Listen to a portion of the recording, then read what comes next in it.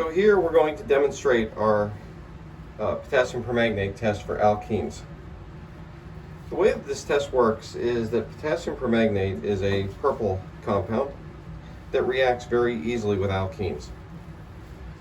So when we add a solution of potassium permanganate to an alkene, the potassium permanganate should react and we should see the purple color go away. And in many cases we'll see a brown precipitate, manganese dioxide, come out of solution. But this is a test that gives us a positive or negative for whether our compound has an alkene. If the purple color persists, then we know that there's no alkene present. But if the purple color goes away, then we know that we do have an alkene. And so we can see our purple solution here, and I will just slowly add it to this liquid.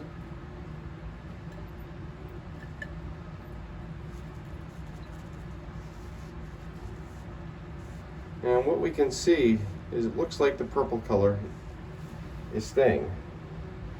And so that tells us that the compound in this test tube does not contain an alkene.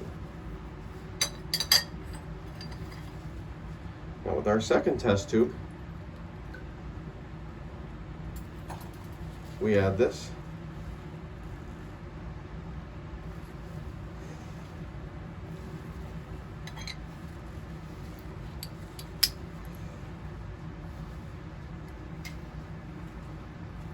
And here's where we can see a clear difference.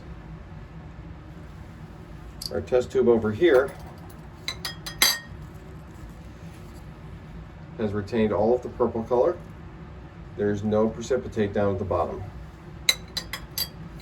Whereas our second test tube,